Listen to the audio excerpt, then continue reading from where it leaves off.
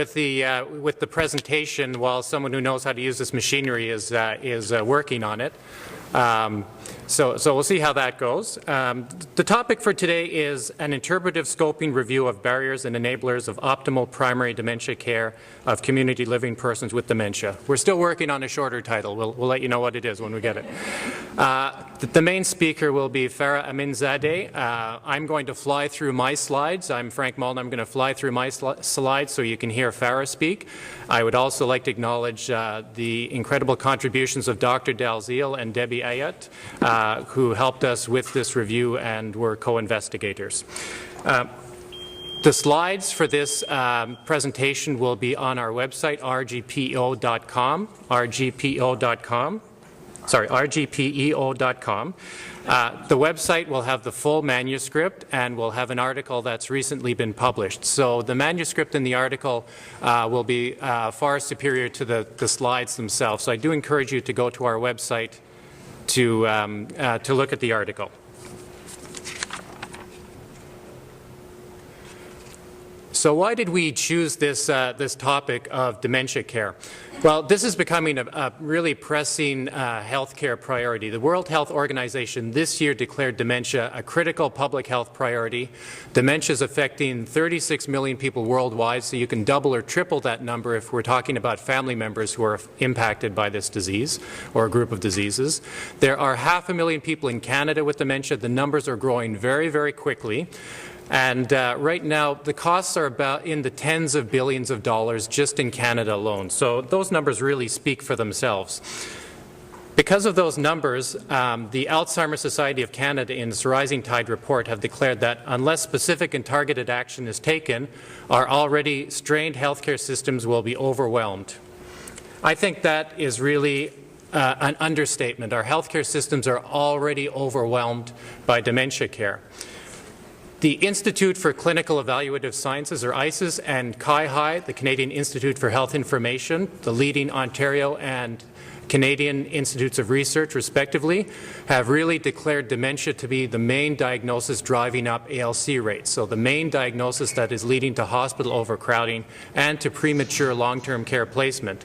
The main number I would look at is the fact that greater than 1/3 of all ALC days are related to dementia. Now, when you look at the methodology, that's a very conservative estimate. It's probably between 1/3 and 1/2. Now, despite that fact, dementia really hasn't been incorporated into healthcare planning in a central fashion.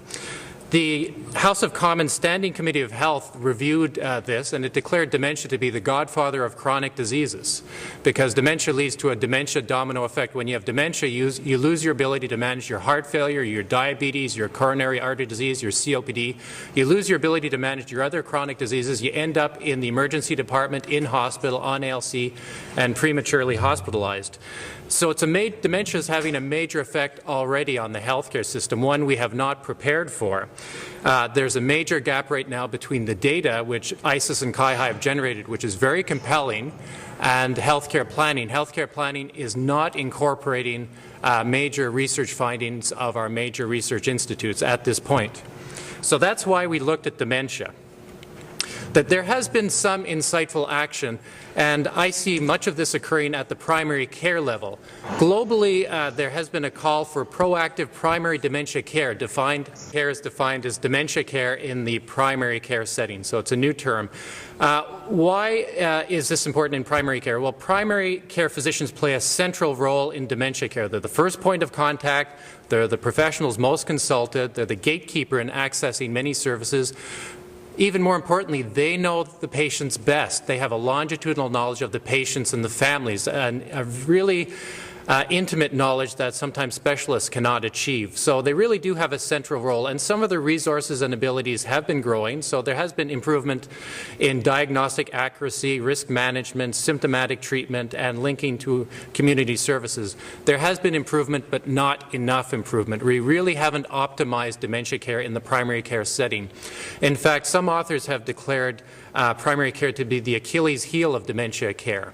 That's a pretty rough statement. I would say, we have to be careful when we use that statement. It does pinpoint an area we need to focus on, but we also have to be cognizant that a big part of this it represents the fact that primary care physicians are in a setting that does not permit them to provide optimal care. The system does not encourage that or reinforce that, and they often don't have adequate specialist support in a longitudinal fashion. So it really is a systems issue. Nevertheless, if we can improve dementia care in the primary care setting, that would really move us forward significantly. So the goals and objectives of this study was to look at barriers and enablers to optimal primary dementia care. This roughly breaks down into knowledge, attitudes, perspectives, and practices of primary care physicians. Farah is going to really flesh this out a little bit, and contextual factors, which are system factors, things within the system that do not permit primary care providers to provide optimal dementia care. The methods were an interpretive scoping review, so that's a new form of review. It's a bit more upstream than systematic reviews or meta-analysis. This is something you would do if you're not sure what the thematic issues are within a body of work and you really want to funnel down and find out what they are. And our manuscript describes the methods in greater detail. So we looked at publications from 2000 to 2011 in all the major databases. We looked at over 1,000 articles and funneled this down to about 326 articles. So you can imagine the amount of work in going through all of that information and then organizing it. When you look at the manuscripts, only about 50% of them are true research, and most of them are really small scale. Only 13% are Canadian, and that's really important because health services research is often not generalizable from country to country. It's very specific to the country that you're in. So the body of research in this area is quite finite. When you do the exploratory analysis, when we did it, 3 themes came up: best practices, actual practices, and barriers and enablers. So I'll briefly touch on best practices and actual practices, and then Farah is really going to hone down on the third topic. So in terms of best practices, there have been a lot of clinical practice guidelines. They've come up with some consistent recommendations: timely diagnosis, so diagnose as early as possible, that there's a diagnostic window. The longer you wait, the less impact you can have, but that does not preclude having some impact in later stages, and having a proactive and person-centered approach. So the clinical practice guidelines have some consistencies. They also have a lot of inconsistencies and areas that are not very precise. One example would be disclosure practices, telling someone they have dementia. In the North American context, what you'll often see is that the diagnosis of dementia is provided except in unusual circumstances, such as when it could aggravate serious depressive symptoms, when the person can't comprehend, when there are cultural reasons not to do it. In some European publications, the authors advocate to actually avoid the term dementia and withhold the prognosis. So there's quite a divergence, which really highlights to us why you have to focus a lot of this research on your own region to see what's culturally relevant and systematically relevant to your region. In terms of actual practice, what we find is dementia remains underdetected, underdiagnosed, underdisclosed, and undertreated. Now, how bad is the situation? If you look at all cases of dementia in the community, only 50% are recognized at this point. Of those 50% that are recognized, only half are disclosed. Of the half that are disclosed, only half of those receive full follow-up, full treatment, and full referral. And of those, we really don't know how many get supportive interventions. So you can see this is kind of a pyramidal or iceberg-shaped effect, where if you really want to get to the top-tier social interventions, supportive interventions, full treatment for one of the most complex chronic diseases that's driving up ALC rates, we really have a long way to go. So I've touched on the background. What we're now going to get into is the barriers and enablers. How do we bring current practice up to optimal practice? What can we do to improve practice in the primary care setting? And that's where Farah will take over and give you the meat of our presentation. Thanks, Frank. You really did fly through your slides. Thank you so much for that. That leaves me with a little bit more time to go over the second part of our presentation. Good morning, everyone.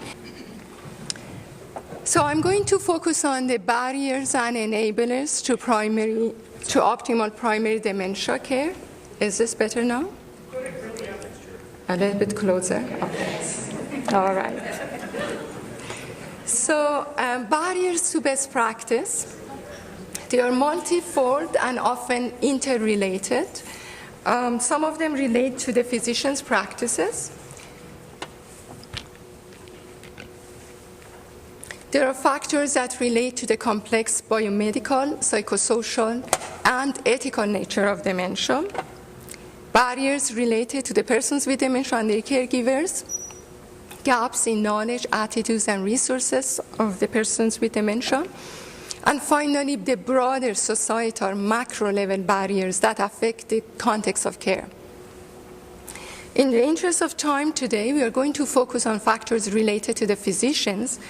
And within that domain, we are going to zoom on three major categories: knowledge, skills, and confidence of primary care physicians, their beliefs and attitudes, and finally, the resources and support that's available to them. There is evidence that many primary care physicians view dementia as being more complex than other chronic conditions that they manage, both biologically and psychosocially. Many question their ability to address various aspects of dementia care, from symptom recognition and diagnostic investigation to post-diagnostic interventions. Many believe that they have received insufficient training to prepare them for these tasks. And across the studies, they express a strong desire to share their responsibilities with a specialist. In fact, there is a high rate of referral to specialists across the studies, including in Canada. Physicians' self-reports of gaps in their knowledge, skills, and confidence is often corroborated by the feedback received from family caregivers in those studies that include interviews with family caregivers, as well as few observation studies that exist. But increasingly,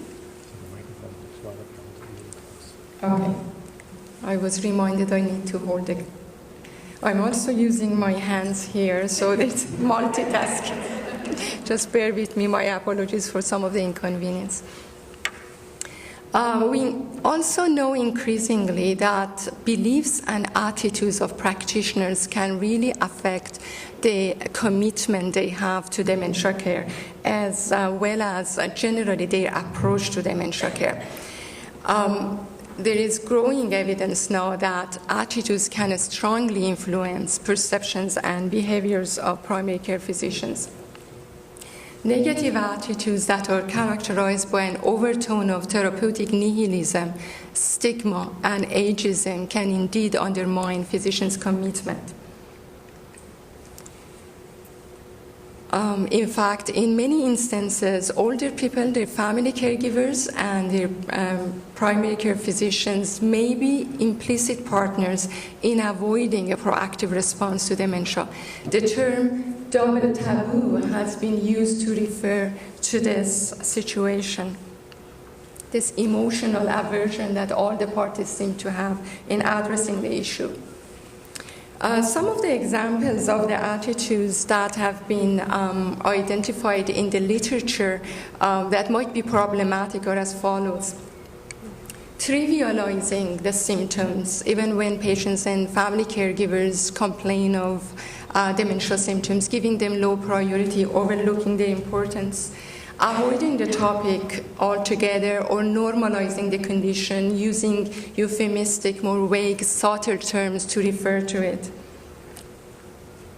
Ambiguity and skepticism about the benefits of the interventions, which is what I referred to as nihilism earlier on. Lack of interest in working with people with dementia and a desire to delegate their care to other practitioners. And a perception that people with dementia, especially if diagnosed earlier in the course of the disease, they can drain the already stressed healthcare system. So concerns about harmful effect of early diagnosis, actually. Some authors have portrayed a more positive view of the problem-solving processes in the primary care.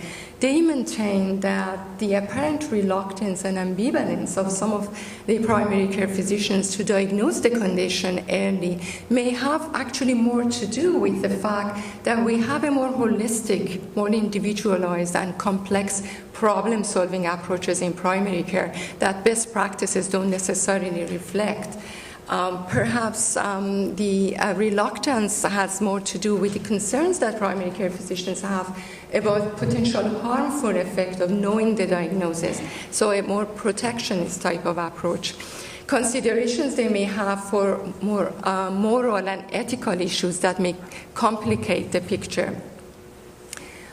Their understanding of the unique circumstances of the patients and caregivers and their wishes and their desires and the importance they place on their relationship with the patients, these are all factors to take into account. But in response, there are other authors that maintain this is actually a very paternalistic approach, one that is based on a narrow paradigm of medicine that largely is constrained by a more traditional definition of treatment that ignores the practical and therapeutic, a host of practical and therapeutic benefits that an early diagnosis may offer to people with dementia as well as their family caregivers.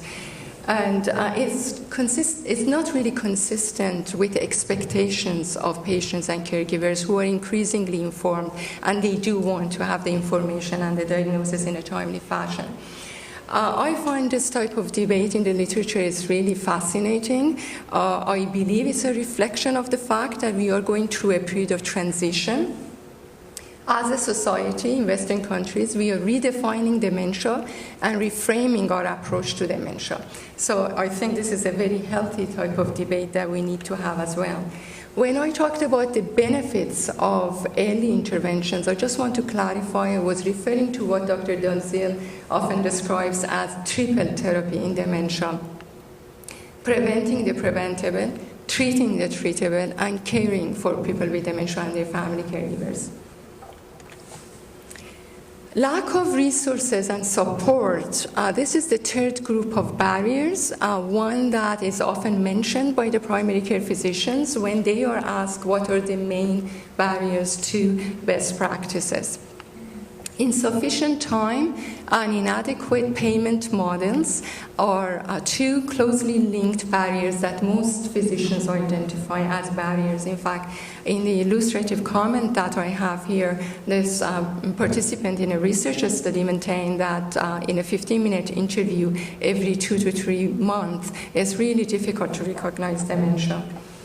And limited access or a slow access to specialists and specialized services and other support services.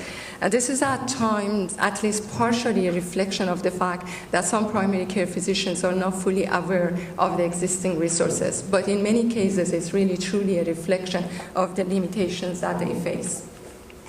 Many ask for shared care, to share responsibilities with specialists and specialized services. They ask for a more comfortable, more functional, more efficient relationship with the services. Clear, practical, and credible evidence-based clinical practice guidelines. Dr. Marner earlier mentioned that there has been a proliferation of consensus position papers and practice guidelines over the past decade in many Western nations. Nevertheless, many primary care physicians feel that they do not have the protocols and the tools that guides their work. They feel that the existing guidelines do not really reflect the realities of their practice. They are not practical. And at times, they even question the credibility of the guidelines. And many ask for applied, problem-based, and solution-focused dementia training, as opposed to what this participant in a Canadian study said, endless talks about medications repeated by pharma companies. Many of the barriers to best practices that we just discussed are really deeply rooted to our systems of care. Dr. Molnar also alluded to that. For instance, a reactive, time-limited system of care, which is really a reflection of what happens in many Western countries given the payment models and other structures in our care systems. They often reward very brief encounters with medical practitioners. Sometimes out of necessity, the focus becomes on more priority physical symptoms.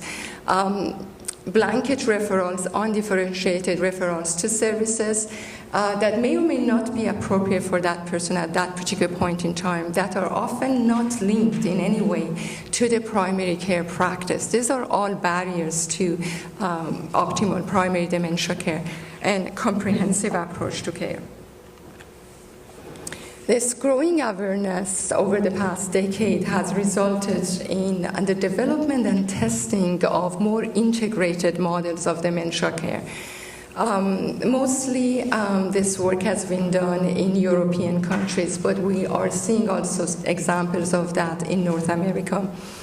Generally, the evidence suggests that the more comprehensive and coordinated care management approaches, especially those that provide intensive dementia-specific services within the primary care, they seem to provide more promising results. I tried to identify some of the key components of the more successful interventions that I could get hold of. Typically, these studies used a combination of the following strategies: the use of multidisciplinary teams, ongoing care management, typically provided by a nurse or a social worker, formal training of the physicians and their office staff, provided by an advanced practice nurse or a specialist. And we'll talk about this a little bit more later on, sometimes on-site consultations, the use of standard tools and protocols to enhance consistency in care practices, the use of a variety of information technologies, and we'll talk about this a little bit more later, and of course, ongoing education and support to people with dementia and their family caregivers, often in partnership with community organizations such as Alzheimer's societies. Tremendous efforts has also been made to enhance knowledge and practices of physicians over the past few years. Most of these interventions have focused on symptom recognition, diagnostic investigation, and drug treatment.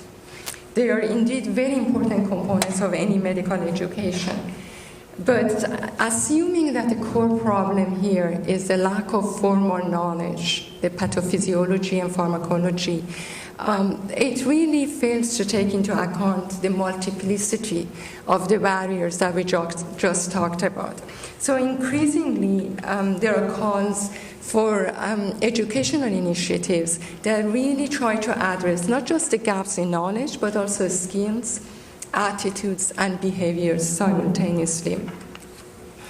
I'm using the term knowledge here in a very broad sense to include pattern recognition, the understanding of the variability in the manifestation of the disease, especially in the earlier stages of the disease, generally the conceptual framework that the practitioner uses in defining the illness, their understanding of the illness experience, and also their awareness of the therapeutic solutions as opposed to just drug treatments. And the skills, also the term is used broadly here, not just to include diagnostic capacity, but also effective communication, interaction, partnership, negotiation, which are the skills that are really required for an effective chronic illness management. So we are talking about a paradigm shift and skills required to meet the needs. As far as knowledge translation interventions are concerned, a number of these interventions have also been developed and evaluated over the past decade. The evidence suggests that multifaceted interventions that use a combination of strategies as opposed to single interventions and more interactive, flexible, and innovative approaches may be more helpful compared to more passive educational training sessions such as lecture type sessions. These are 3 examples of the type of training interventions that have received growing attention. The use of a small group interactive scenario discussion workshops, especially in the context of interdisciplinary working groups as opposed to traditional medical education. Outreach academic detailing provided by a specialist or an advanced practice nurse on site, applied, and very contextualized. It can be very helpful, but of course it's costly. Another intervention that has much lower cost and is more adaptable is the use of information, various types of technological facilitative tools, from various types of computer-based audit and feedback models to training packages, decision aids, medical prompts in electronic records. A variety of them have been tested. The evidence is inconclusive. There continue to be pragmatic barriers to their use. Especially for solo practices where many physicians don't even have access to a computer, or they may not have access to the particular resources that have been tested in research, in experimental studies, or the skills to use them. This will be the trend in the near future because there is evidence that the younger generation of physicians are more comfortable with the use of these resources. And also, as we move on to a more group-based practice, especially in our province, I think that will be more feasible. So how are we doing time-wise? Oh, plenty of time. So I'm going to make some concluding remarks, and it will be detailed, even though it says conclusion, but we still have a good at least 10-15 slides to go, but we do have plenty of time. So primary dementia care over the past decade has been increasingly under scrutiny, and I suspect this will be the case in the near future. Primary care physicians have been the center of this international attention. Until recently, many of the efforts to tackle this problem have been isolated, limited in scope, typically addressing only a subset of the barriers that we identify, with modest intensity and often very limited coordination. So they have had limited success. But there is growing consensus that in order to have meaningful improvement that are sustainable, we really need to look at interventions at multiple levels, ideally orchestrated by a national dementia strategy. In fact, today, most Western nations, the governments have made dementia a national priority. US, I think, was a little bit behind. Most European countries took a little bit more leadership in this. But as I understand, US has also recently passed an act, and they will have a national framework for dementia. These frameworks can be very helpful in that they provide an overarching vision, a structure to inform policy, planning, service delivery, and research in a systematic and consistent manner. It is very much hoped that the recent report by WHO that Dr. Molnar also talked about will act as a catalyst for the Canadian government also to show more leadership. I try to identify the 3 core interventions highlighted in Western national dementia strategies. I'm going to use them to structure my concluding remarks.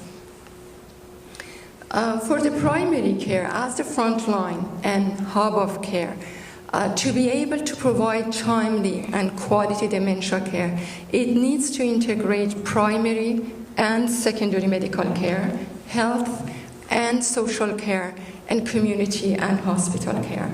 I think there is growing consensus that this is a critical intervention. In many parts of Canada today, there are initiatives underway to explore how we can have a more integrated system, not just for the benefits of dementia care, but generally for any efficient chronic illness management. And we know in our own province and even in our own region currently there are some efforts underway. So this will be the focus of much of the policy interventions in the next decade. The concept of shared dementia care, it's important to also explore this a little bit more.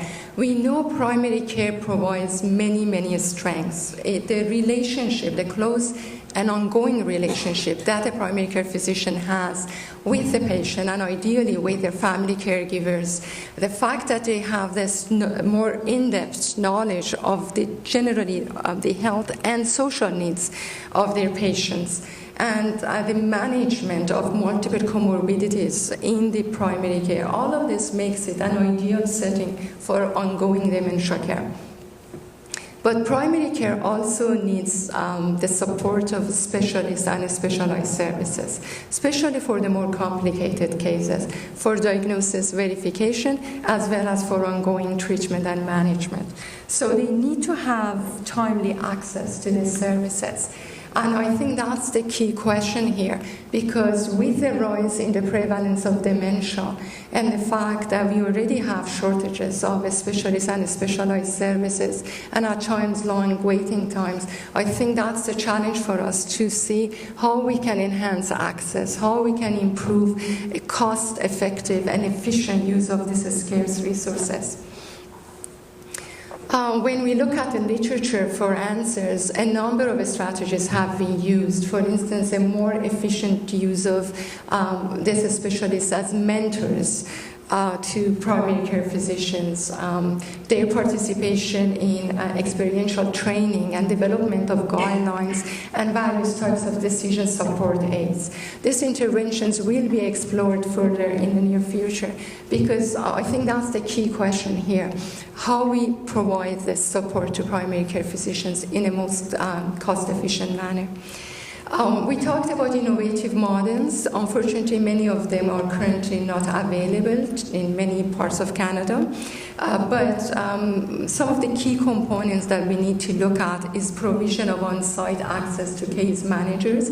There is evidence that the presence of case managers in primary care practices can significantly enhance compliance, adherence to best practice guidelines, and also improve satisfaction of patients and their family caregivers and generally the quality of care. We talked about access to specialists and interdisciplinary staff as well.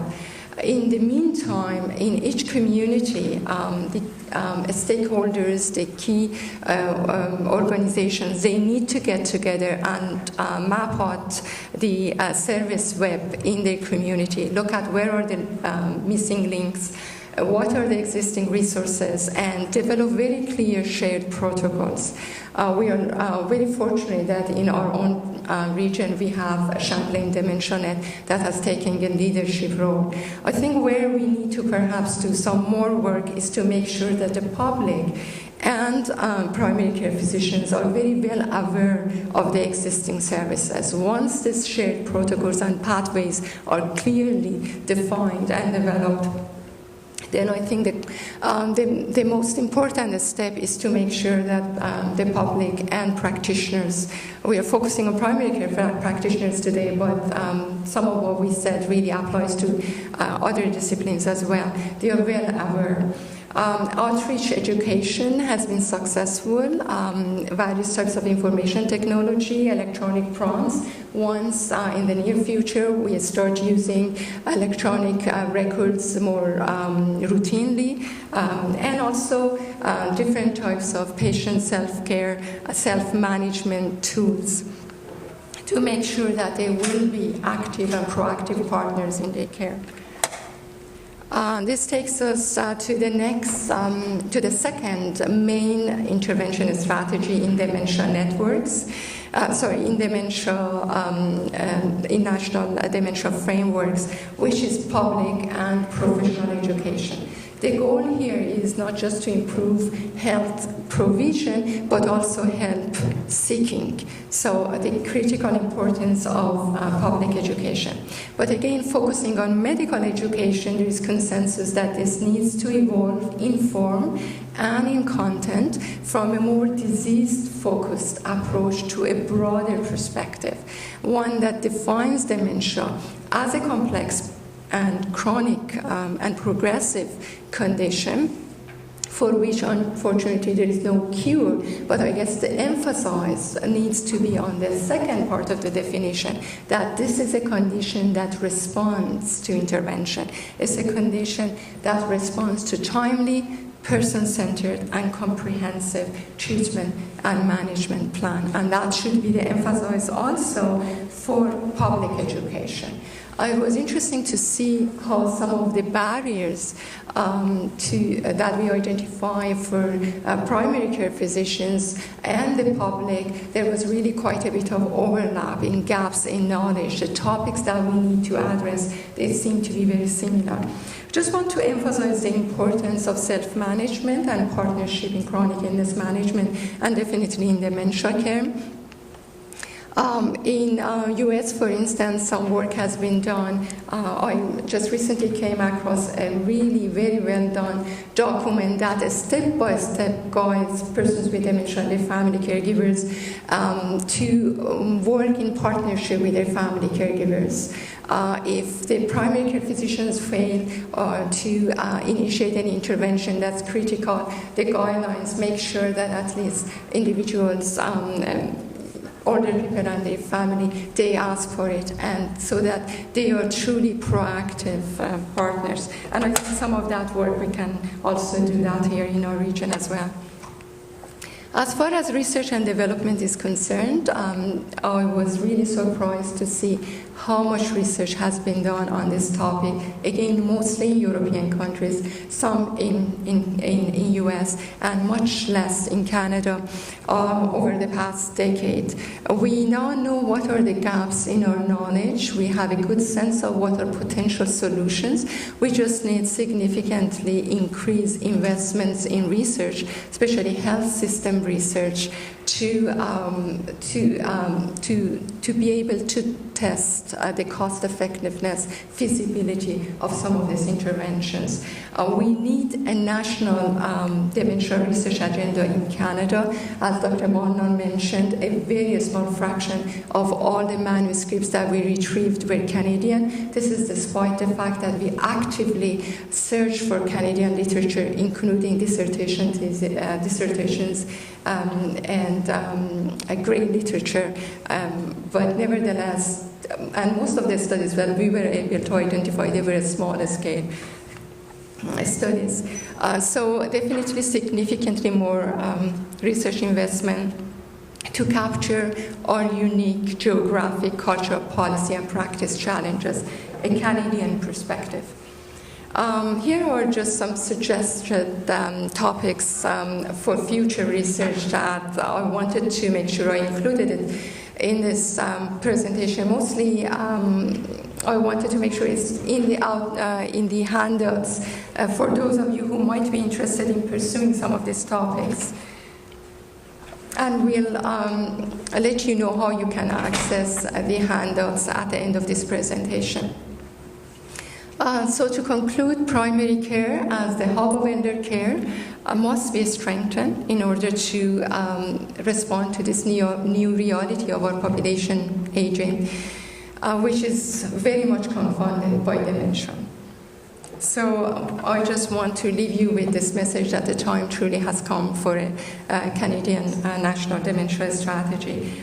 In a moment, we are going to take your questions and comments, but I just want to put two more slides up, mostly for the participants in other sites. Here at the Civic today, we distributed copies of the article that we have published outlining the results of this study. If you wish to access this, this will be available on the Canadian Geriatrics Journal website in September. And we will also provide a link to this on our website. Again, going back to the message that we had for you, if you are really interested in learning more about the evidence, today we only provided some highlights. We have a monograph that's over 100 pages with the details of the results, and we do have a bibliography with over 300 abstracts that you could also access on the RGPO website. I'd like to thank you for your attention, and again, my apologies if there were inconveniences with the microphone. We welcome your comments, suggestions, and any questions you might have, and I would like to also ask Dr. Warner to join me to answer any challenging questions that we need.